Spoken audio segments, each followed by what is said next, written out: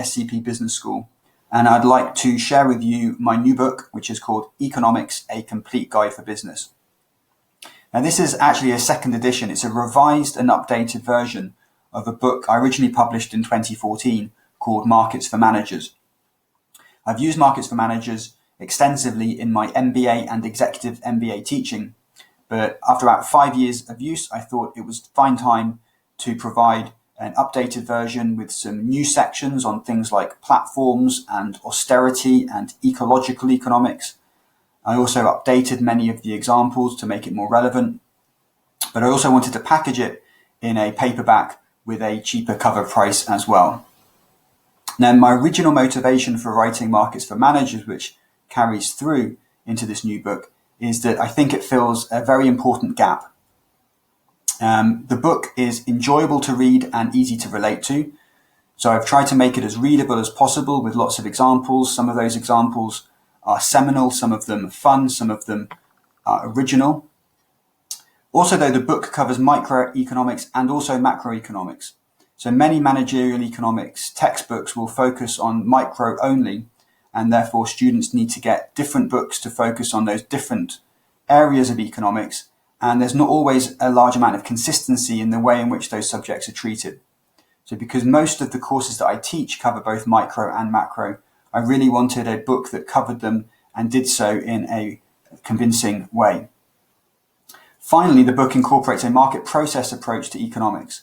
So there's many different schools of thought amongst economists, and it's very important that textbooks survey all of those so that students can see what different economists think and what some of the key debates have been.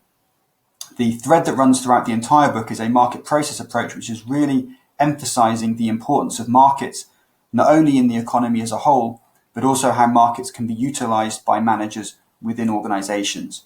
So this is a somewhat unique perspective that I think is not typical of economic textbooks, and whilst you get all of the traditional side of things, you get a lot extra on top of that as well.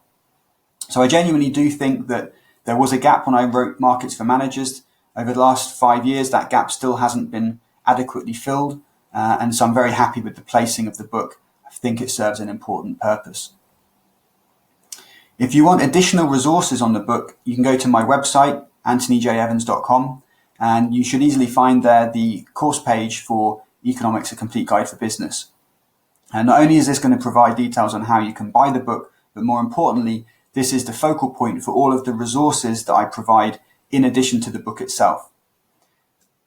I feel very strongly that economic textbooks often attempt to overachieve by providing too much content and too much different types of content. So, for example, many economic textbooks are big, bulky affairs with lots of graphs, whereas I feel that graphs are best taught either in a classroom or via video. So I don't have any graphs in the textbook at all. The textbook is something that you can sit and read relatively pain-free, but all of the graphs that are necessary to understand economics are contained in videos that are freely available on this website.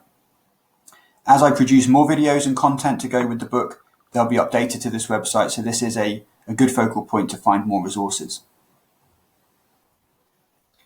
In particular, you'll find some YouTube playlists. So the two main playlists that I cultivate are the videos that I've made myself. So these are custom-made videos that are designed to fill in the gaps of the book, and also a managerial economics playlist, which is some excellent content that other people have produced.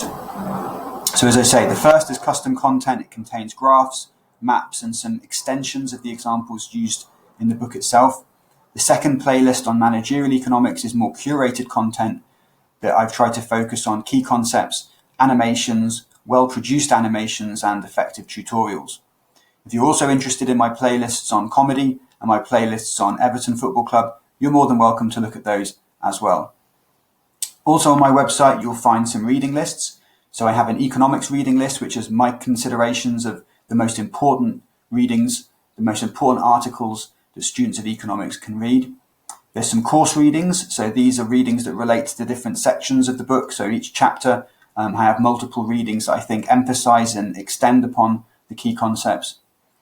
The Economist, an MBA reader, is my guide to reading the Economist newspaper. So these are my selection of some of the best articles in the Economist over the last 20 years or so. And I've assembled those in a way in which they relate to the various topics that you will study in an MBA course. and also an MBA library.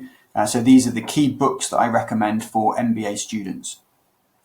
In addition to those reading lists, you will also find a full course map.